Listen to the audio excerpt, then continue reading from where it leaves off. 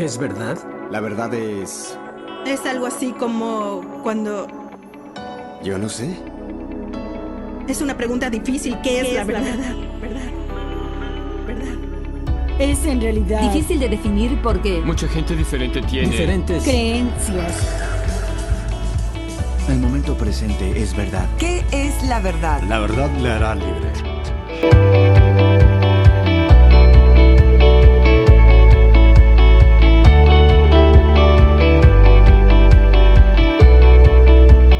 ¿Qué es verdad? La verdad es... Es algo así como cuando... Yo no sé. Es una pregunta difícil. ¿Qué es la verdad?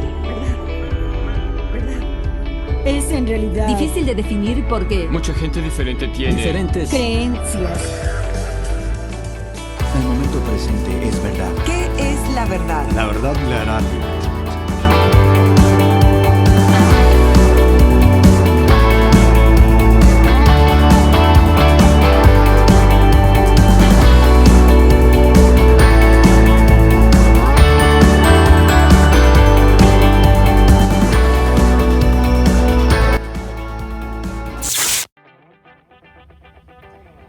Hola chicos, ¿cómo están?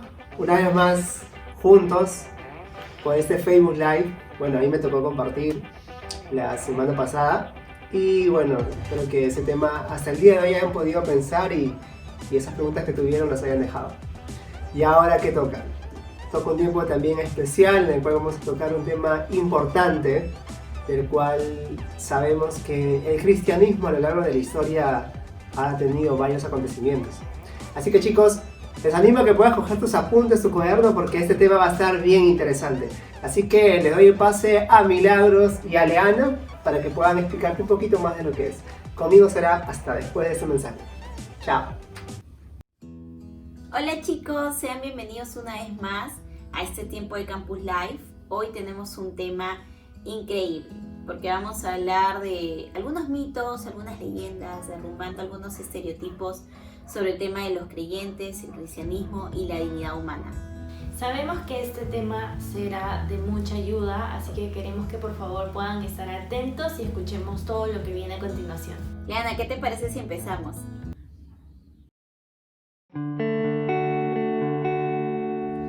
La vida era barata. ¡Wow! ¿Qué tal frase, no? Pero es cierto, la descripción del mundo de hace 2000 años era así. Los niños eran sacrificados en rituales paganos, las mujeres tenían apenas el valor de un ganado y un cuarto de la población romana estaba en esclavitud. Eran 4 los grandes imperios que dominaron a la humanidad a lo largo de la historia. Ahí tenemos a Babilonia, Persia, Grecia y Roma.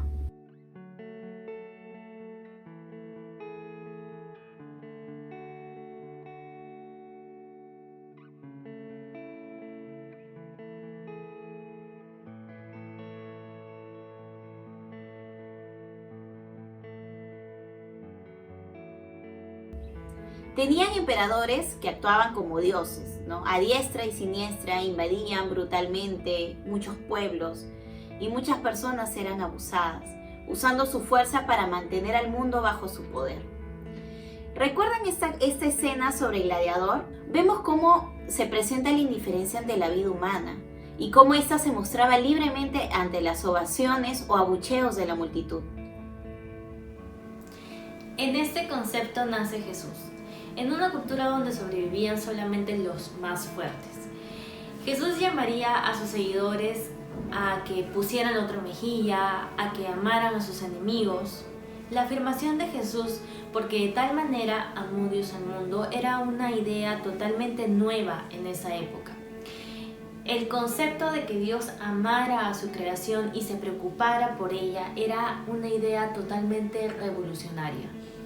El plan de Dios de derribar el poder de este mundo no fue basado enviando a un ejército, sino que fue a través de un niño inocente, enviado sin ningún tipo de privilegios a este mundo, hijo de un carpintero.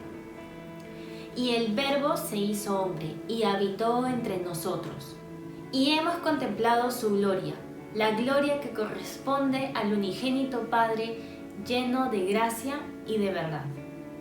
El efecto de la gracia de Dios en este mundo realmente ha sido maravilloso. Antes de la venida de Cristo, la vida humana era considerada sumamente barata.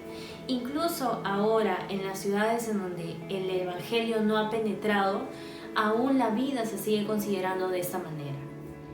Muchas veces los escépticos suelen tener el discurso de generalizar cada acto incorrecto por algún grupo o persona religiosa para comprobar que tienen razón. Este es el clásico de clásicos de caracterizar al 90% de la población mundial basándose en acciones de pocas personas. Christopher Hitchens, en su libro Dios no es bueno, cómo la religión lo envenena todo, plantea una idea súper distorsionada, injusta y siniestra sobre la religión. Ahora, ¿a qué vamos con esto? Tomar las peores partes de cualquier cosa que se considere religiosa y colocarlas juntas como una realidad es la táctica de un político sucio, no de alguien que intenta hacer un serio comentario histórico.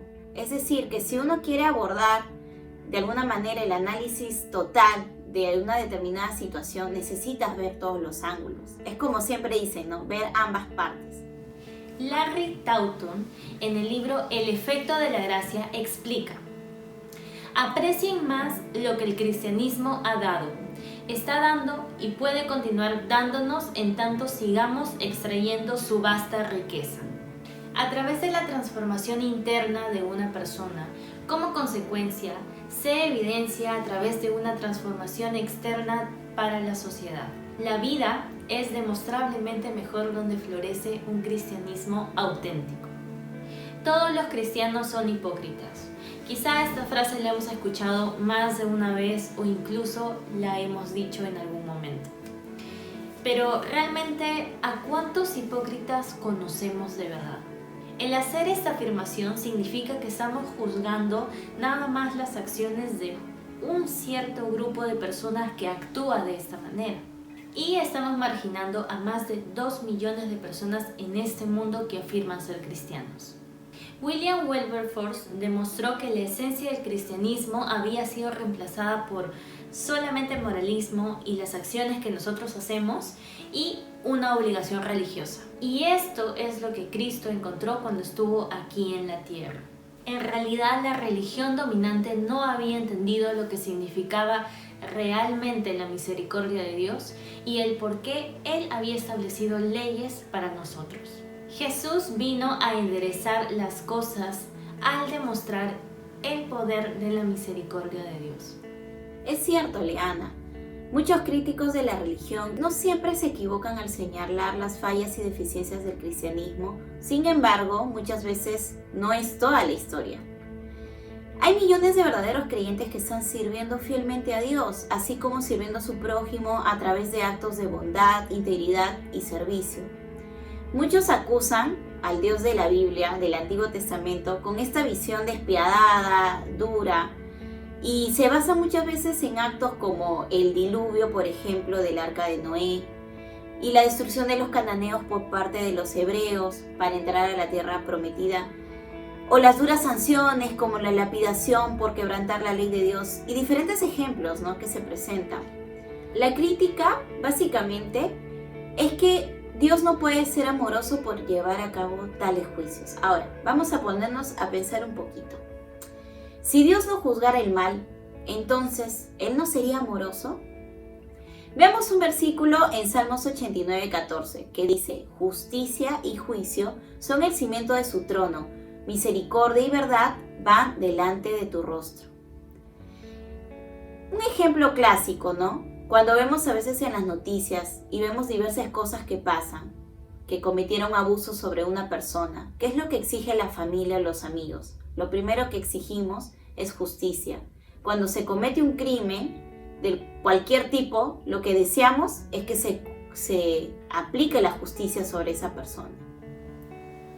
Cuando vemos que Dios actúa con juicio sobre una persona, una ciudad o una nación, muchas veces nos es difícil reconocer la seriedad de un mal acto, de una mala acción, y el sinnúmero de oportunidades que esta persona pudo tener para cambiar los actos que ellos estaban haciendo antes de que incluso pudiese llegar este juicio. La misericordia de Dios es mucho más abundante de lo que podemos imaginar. Pongamos este ejemplo. Cuando Dios actúa con juicio, es como si un cirujano estuviera amputando un miembro canceroso con el simple hecho de poder salvar la vida humana. Muchos de nosotros conocemos la historia de Jonás. Sabemos que Dios lo envió a un pueblo llamado Nínive para que pudiese llevar su palabra.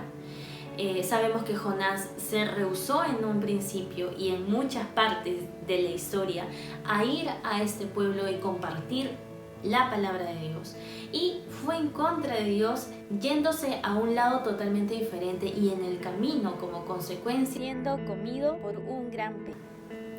Conocemos también que Dios en su misericordia lo pudo sacar de ese lugar y luego llevarlo nuevamente para que él cumpliera la misión de llevar la palabra hasta este pueblo de Nínive.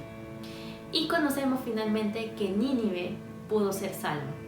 El verdadero mensaje de esta historia no es solamente lo maravilloso que puede ser Dios por haber salvado a Jonás de haber sido comido, sino en realidad la misericordia de Dios sobre este pueblo de Nínive. El poder haber llevado a Jonás desde donde él estaba hasta este pueblo para que ese pueblo recibiera el perdón de Dios y él lo salvara. En Jonás 4:2 dice: «Oh Señor, ¿no era esto lo que yo decía cuando todavía estaba en mi tierra? Por eso me anticipé a huir a Tarsis, pues bien sabía que tú eras un Dios bondadoso y compasivo, lento para la ira y lleno de amor, que cambia de parecer y no destruyes». Si nosotros no nos ponemos a pensar en las consecuencias de nuestros actos, nunca comprenderemos de verdad cuán asombrosa es la gracia de Dios que se extiende sobre el mundo. Ahora quiero hablar de otro ejemplo, en este caso el de las Islas Fiji. En 1844 Hastings visitó una isla, la isla Fiji, y en ella encontró que la vida humana era sumamente barata. ¿Cómo sabemos esto? Porque en ese tiempo se vendían a las personas por un valor de $7. Sí, $7. Era más barato poder comprar a una persona que incluso poder comprar algún ganado. Luego de comprar a estas personas, quien lo compraba tenía la potestad de poder hacer lo que quisiera con él. Lo que quisiera. Si quería, podía trabajar para él, podía maltratarlo, podía hacer lo que a esa persona le placiese. Hastings regresó después de muchos años a estas islas y se dio cuenta que ahora las cosas habían cambiado. La vida humana tenía un valor sumamente alto. Ya no podías conseguir comprar a una persona por $7, ni por 7 millones, ni por la cantidad que pudieses estar pensando en esos momentos. Pero ¿por qué había cambiado esto? Mientras que investigaba se dio cuenta que 1.200 iglesias habían sido establecidas en estas islas. Estas iglesias cristianas proclamaban el Evangelio de Cristo. Ahora las personas habían entendido que ninguna de ellas se pertenecía a sí mismas, sino que por el contrario habían sido comprados por un precio, no con plata ni con oro, sino a través de la poderosa sangre de Cristo. Asimismo, vemos también la influencia del cristianismo en la parte educativa. Muchos escépticos argumentan que la religión llamó a la gente a retraerse del estudio del mundo físico, pero la realidad es que fue todo lo contrario, ¿no? Esto creo que es el típico estereotipo que manejamos de fe versus ciencia, cuando en realidad van de la mano. Muchas universidades de Estados Unidos, por ejemplo, y también aquí en nuestro país, comenzaron con bases cristianas. Sin embargo, ahora muchas de ellas ignoran su fundación y a menudo enseñan contra el cristianismo. Creo que la idea de universidad se forma de dos conceptos. Uno es unidad y el otro es diversidad, es decir, diversas ramas de conocimiento donde se puede hablar desde astronomía hasta zoología.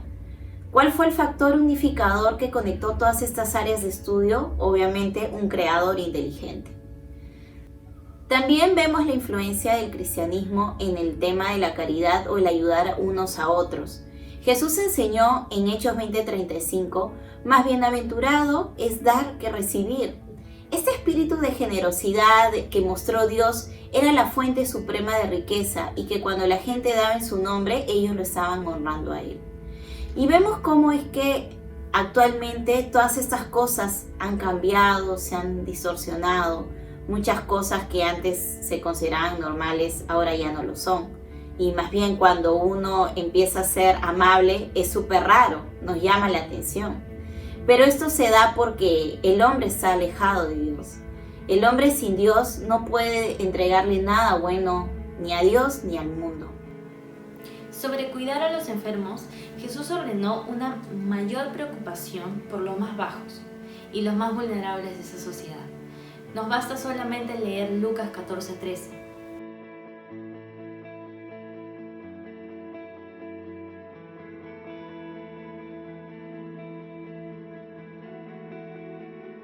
Los primeros cristianos hicieron bastante énfasis en la hospitalidad. Podemos ver el ejemplo en Romanos 12:13. Al mirar el mundo en la actualidad, podemos ver que el construir hospitales y el cuidar enfermos era parte del mandato cristiano. Pero al mirar el mundo también, ahora podemos ver que todo esto ha sido distorsionado. Nos basta solamente ver a los enfermos que ahora tenemos en los hospitales por este virus llamado el COVID-19. Podemos ver lo tan egoístas que han podido ser muchas personas e incluso instituciones, lucrando con esta enfermedad y dándole valor a cierto tipo de personas o a quien pudiese pagar por el mantenerse bien. Dándole valor a cierto tipo de personas y lucrando con ellas mismas y la desesperación que ellos pueden tener por mantener a sus seres queridos bien. Una perspectiva distorsionada es lo que pinta a la fe religiosa como destructiva. La ciencia, la educación y entre otros puntos que hemos visto hoy han surgido de la perspectiva cristiana. Jesús elevó a la humanidad de una oscuridad total, de ser una subclase permanente, dándonos la dignidad que necesitamos, dándonos una identidad. Y haciendo una revisión de todo lo que hemos conversado, básicamente el hombre no tiene nada bueno para entregar al mundo, ni a Dios. Es por eso que hemos visto cómo es que las bases del cristianismo en realidad son influencias positivas para generar un cambio en este mundo. Nuestro mundo sería un lugar oscuro sin la luz de la verdad de Dios que abrume el vacío de la incredulidad. Bueno, excelente tiempo, ¿verdad, chicos? La verdad que sí, impactante. Pero no quiero que te olvides que también, así como venimos teniendo cada 15 días los Facebook Live, lo vamos a seguir teniendo sábado tras sábado y tras sábado. Pero para que estés atento a todo esto, te recomiendo que nos sigas en nuestras redes sociales. En Instagram como EN Campus Lima y en Facebook como Every Nation Campus Lima. Así que chicos, dale me gusta, dale seguir y nos seguimos viendo en esos tiempos. ¡Chao!